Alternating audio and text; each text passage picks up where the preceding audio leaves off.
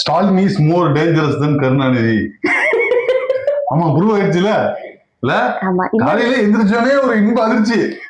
Actually Stalin is more dangerous then more then anyone அப்படின்ற மாதிரி தான் இருக்கு. ஓகேல, அது வந்து ஸ்டாலின் இஸ் மோர் டேஞ்சரஸ் தென் கருணாநிதிங்கிறது ஒரு ஒரு கோட்டு, அது பெரிய தத்துவம்.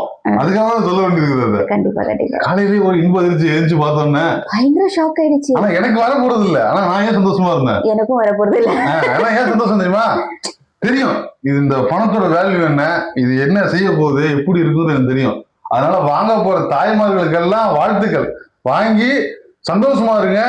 வந்து என்ன வேணா பண்ணீங்க, உங்களுக்கு கொடுக்கப்பட்ட காசு அதுலயே அவரு சொல்லிட்டாரு, 10 ரூபா வச்சுங்க, சேர்த்து வச்சுங்க. அது உங்களுக்கு தெரியும், கஷ்டப்படுறவங்களுக்கு வந்து காசோட அருமை தெரியும். நீங்க என்ன வேணா பண்ணீங்க. அதை ரொம்ப சந்தோஷம். தமிழ்நாட்டுக்காக நீங்க ரொம்ப சந்தோஷமா இருக்கிறேன். சந்தோஷமா. அதான் நான் இன்னைக்கு கொஞ்சம் ஃபீல் பண்ண ஆரம்பிச்சிட்டேன். ஏன்னா நான் இதை அப்ளை பண்ணல இல்லையா, 1000 rupees போடும்போது சரி ஓகே வேண்டாம், நம்மளால அரசாங்கத்துக்கு நஷ்டப்பட வேணாம் அப்படின்னு சொல்லிட்டு அப்ளை பண்ண போனேன். ஆனா இன்னைக்கு தான் நினைக்க கூடாது, அரசாங்கம் நம்ம அரசாங்கம் நம்ம தான் யூஸ் பண்ணிக்கணும். கண்டிப்பா இனி நிச்சயமா நான் அப்ளை பண்ணிடுறேன். 5000 போச்சு இல்ல, இனிமே 10,000 கொடுக்கலாம், 15,000 கொடுக்கலாம்.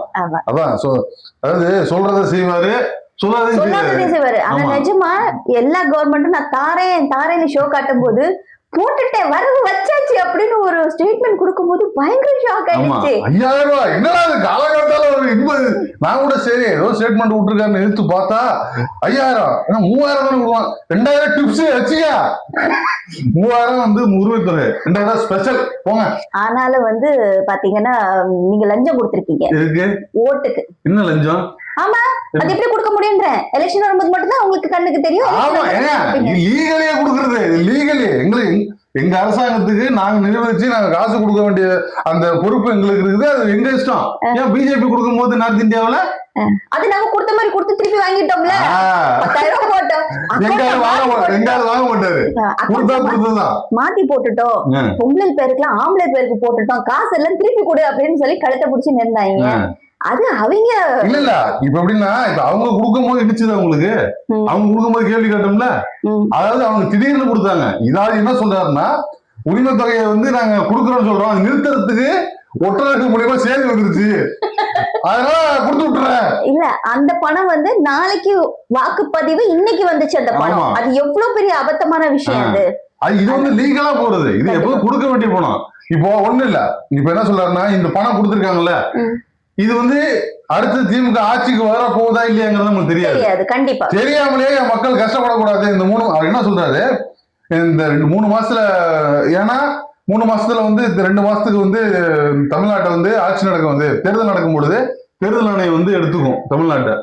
இந்த ஆட்சி இருக்காது, அதனால எதுவும் கொடுக்க முடியாது. அதனால என்ன பண்றாரு, நான் உங்களுக்கு வாக்குறுதி கொடுத்துட்டேன், நான் இருக்கிற வரைக்கும், நான் முடிச்சுட்டு போற வரைக்கும் நான் காசை கொடுத்துறேன்னு சொல்லி 3 மாசம் எவ்வளவு ஜென்யூனா, மார்ச் ஏப்ரல் எலெக்ஷனா எப்படி இவனுக்கு வாக்கு எண்ணிக்கை முடிக்க மே ஜூன்ல தான் வைப்பாங்க. ஓகே, அப்போ ஜூன்ல தான் அடுத்த ஆட்சி அமையும். அப்புறம் அடுத்த ப்ராசஸிங்லாம் ஜூலைல தான் நடக்கும். அப்போ எங்க ஐயா வந்து 5 மாசத்துக்கு அதான் இல்ல இது வந்து அடுத்து அவர் வர போறாரா இல்லையாங்கிறது தெரியாது. ஆனால் என்னோட கடமை நான் முடிச்சுட்டு போகணும்னு செஞ்சார்ல, அங்கதான் சொல்லிவிட்டு அவருக்கு இல்லையா. கண்டிப்பா பெரிய விஷயம் அது. அதுக்கப்புறமா ஒரு விஷயத்த வந்து கொடுக்கறது கன்சிஸ்டன்சி வேணும். இப்ப வந்து ஒரு திட்டத்தை ஆரம்பிக்கிற, தமிழ்நாட்டுல ஒரு திட்டத்தை ஆரம்பிக்கிறது பெரிய விஷயம் கிடையாது. எந்த விஷயத்தையும் கன்சிஸ்டன்சி மெயின்டைன் பண்ணாதான் அதுல நம்மளுக்கு சரியான ரிசல்ட் வரும். வீட்டிலேயே நம்ம வந்து என்னது ஏதாவது ஒரு ப்ரோக்ராம் பண்ணி வச்சோம்னா அந்த மாதிரி நடக்கிறது கிடையாது. ஒரு குடும்பத்தை நடத்துறதுன்றதே ஒரு பெரிய போராட்டமா இருக்கு. கன்சிஸ்டன்சி தான் வெற்றியோட இலக்கு. அது மாதிரி வந்து ஒரு 1000 ரூபாய் கொடுக்கறது வந்து சும்மா முந்தா நாள் ஊரு சொன்னார்ல, ஏஆர் ரஹ்மான் கூட ரீசெண்டா சொன்னாரு. அவர் வந்து ஆரம்ப காலத்துல இருந்து 100 பேருக்கு பிரியாணி போட்டுட்டு இருக்கிறேன், நீ இன்னைக்கே ஒரு 100 பேருக்கு பிரியாணி போறாரு. ஏன் அந்த 100 பேர்னா கன்சிஸ்டன்சி. நம்மள்ட்ட இருக்கோ இல்லையோ, நம்மளை நம்பி 100 பேர் வந்துருவாங்க சாலிடா, அவங்களுக்கு நம்ம போட்டே ஆகணும். அந்த 100ங்கிறத எப்போதும் போடணும் அப்படிங்கிற ஒரு கன்சிஸ்டன்சி. அதனால இன்னி வரைக்கும் ஒரு பேர் கிடாம இருக்குது. அதே மாதிரி இந்த 1000 ரூபாங்கிறதோ மக்களோட திட்டங்கிறதோ ஒரு கன்சிஸ்டன்சி. இப்ப அதுதான் சொல்றோம். இப்போ இந்த தன்னிச்சையா எடுக்கிற ஒரு முடிவு இருக்குல்ல, இப்ப வந்து முதல்வர் வந்து ஒரு முடிவு எடுத்து மக்களுக்கு தான் மக்களுக்கு கொடுத்திருக்கிறாரு. அடுத்த எலெக்ஷன் எப்படி வேணாலும் மாறலாம், எது வேணாலும் நடக்கலாம்.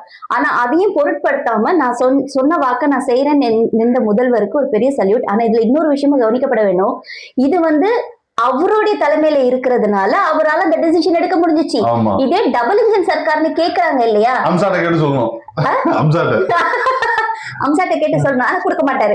அப்போ இவங்க என்னன்னா ஒருத்தருக்கு மேல ஒருத்தர் பழி போடுறதுக்கு ஈஸியா இருக்கும். நான் செய்யறேன்னு நினைக்கிறேன், அவங்க செய்யல. இல்லைங்க நான் ஓகே சொல்லிட்டேன், அவங்க பேப்பர் எனக்கு அனுப்பல. இந்த விளையாட்டு இருக்குல்ல, கண்ணாமூச்சி விளையாட்டு, இந்த டபுள் இன்ஜின் சர்க்கார் எல்லாமே ஓட்ட சர்க்கார் அப்படின்னு நம்ம சொல்றது, இது ஒரு பாயிண்ட். இப்போ இங்க நிறைய பேர் வந்து நிறைய பேருக்கு சாட்டிஸ்ஃபைடு இல்ல. ஏன்னா திமுக ஆட்சி வந்துச்சு 5 வருஷம், எங்களுக்கு என்ன கிடைச்சிச்சு, எனக்கு என்ன கிடைச்சிச்சு அப்படின்னு நான் கேட்கலாம், நீங்க கேட்கலாம், எல்லாரும் கேட்கலாம். ஆனா பொதுவா என்ன நடந்ததுன்றது பாக்குறதுக்கு நிறைய விட்டுறாங்க. இதுலயும் முக்கியமா பாத்தீங்கன்னா சில அரசியல் தலைவர்கள், கட்சிகள். இல்ல காலையில இருந்து விக்கெட் விழுவ ஆரம்பிச்சிருச்சு. அப்படியா? நானே 3 விக்கெட் போட்டேன். கதறு காலகாலத்தாலே கதறு. இப்ப நம்ம வந்து 5 மணிக்கு இந்த வீடியோ பார்த்தோமா, இது என்ன இப்படி இருக்குது, எனக்கு சந்தோஷம் தாங்கல, இதுவும் சந்தோஷம். இன்னொரு சந்தோஷம் என்ன தெரியுமா, நீ இந்தியாவே கதற போகுது. நீ தமிழ்நாட்டுல வந்துச்சு அந்த நியூஸ் 5 மணிக்கு வந்து தெரியும். நான் எடுத்து பார்க்கும்போது இருந்துச்சு, 6 மணிக்கு இருந்துச்சு நினைக்கிறேன். தெரியும், நீ காலையில வந்துருச்சு, எடுத்து பார்க்கும்போதே வந்துச்சு. பாத்துட்டு அது பிரச்சனை இல்ல, அவரு போட்டது பிரச்சனை இல்ல. 8-9 மணிக்கெல்லாம் மத்தவங்க கதற ஆரம்பிச்சுட்டாங்க. இது அரசியல் விளையாட்டு, இருந்துட்டு போட்டோம். இது வந்து பிரம்மாஸ்திரம். இது பிரம்மாஸ்திரம், அண்ணாவின் பேராயுதம். இது பிரம்மாஸ்திரம் கிடையாது, அண்ணாவின் பேராயுதம், பெரியாரின் பேரறிவு. அதனால காலம் இன்னும் எத்தனை விக்கெட் உழுவ போது நான் ஜாலியா நீங்க பார்க்க போறேன். இன்னைக்கு எல்லா ஜோம்பிகளும் தற்கொலைகளும் கதறி. ஆனா அதுக்கு தற்கொலை சொல்லுங்க, ஸ்டாலின் என்ன அவரு வீட்டு காசையா கொண்டு வந்து கொடுத்தாரு, அவர் உழைச்ச காசை கொண்டு வந்து கொடுத்தாரு. காசு நாங்க உழைச்ச காசு. நீ முதலமைச்சராகி நீ உட்கார்ந்து நீ என்ன வேணா பண்ணீங்க. இந்த பெரும்பான்மைங்கிறது பெரும்பான்மை மக்கள் ஸ்டாலின் உட்கார்ந்து என்ன வேணா செய்யறாஜா அப்படின்னு கொடுக்கப்பட்ட ஆட்சி இது. நீ வந்து அவரை மறுக்கணும், அவர் செய்யறது சரியில்லைன்னா நீ மக்கள்கிட்ட சொல்லு, பாருங்க அவர் செய்யறது சரியில்லை அப்படின்னு சொல்லி நீ வந்து ஆட்சியில உட்கார்ந்து நீ வேலையை பார்க்கலாம். இன்னைக்கு நான் முக்கியமா ஒரு 4 பேரோட ஸ்டேட்மெண்ட்காக காத்துட்டு இருக்கேன். இன்னும் பார்க்க ஆரம்பிக்கல. ஒண்ணு நம்ம வானதி ஸ்ரீனிவாசன் அக்கா, இன்னொன்னு நம்ம தமிழிசை போட்டாங்களா? அப்படியா?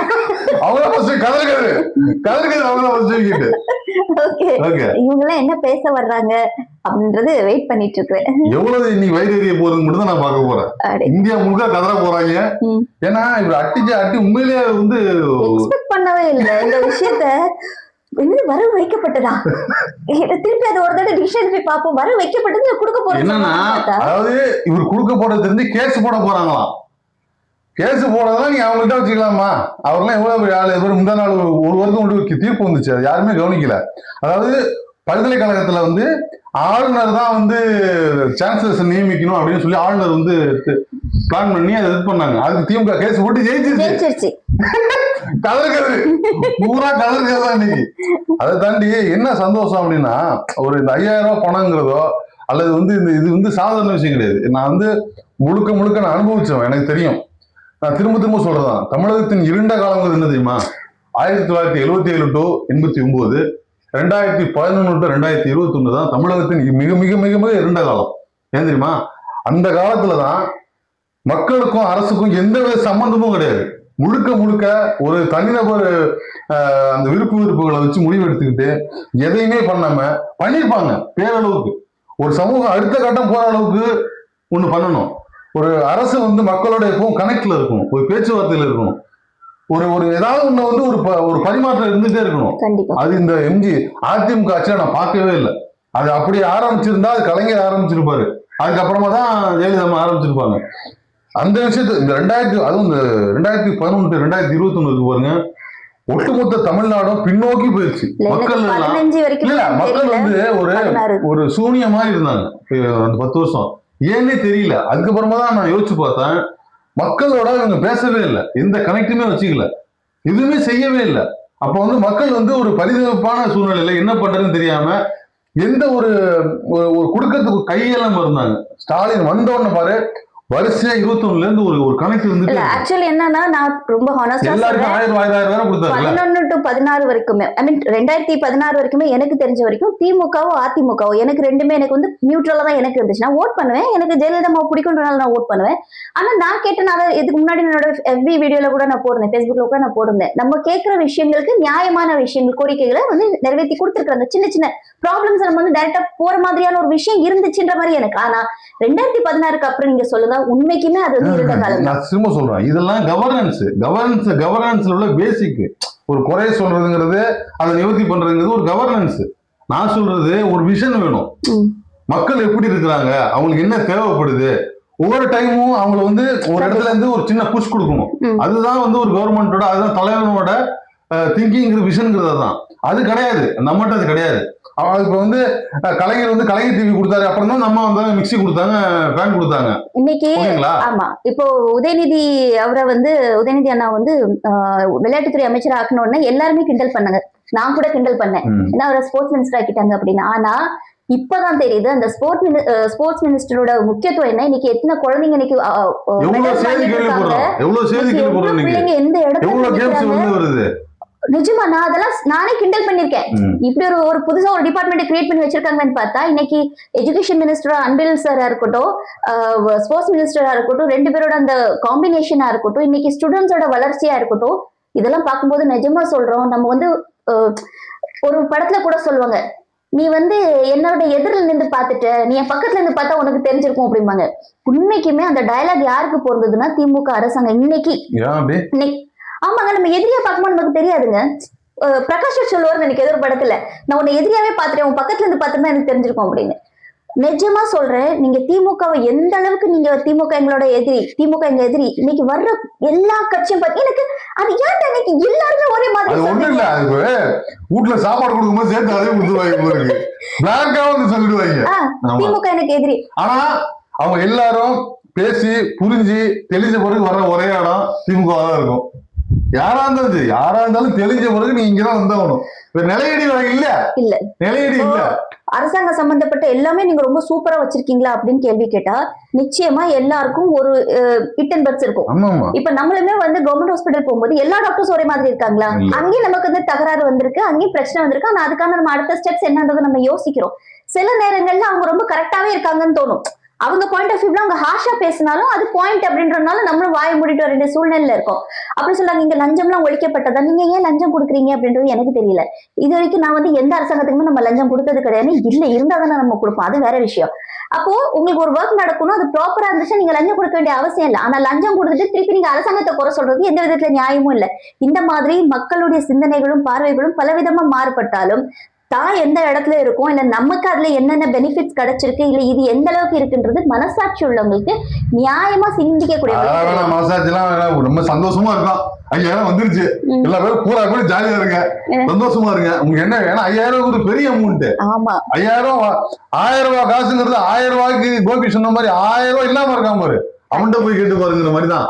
5000 ரூபாய் காசுங்கிறது ஈஸ்வரா, அந்த எஃபெக்ட் தான் இன்னைக்கு ஈஸ்வராங்கிற மூமெண்ட் தான். அதனால உண்மையிலேயே வந்து இந்தியா முழுக்க கதர் மூமெண்ட் தான்.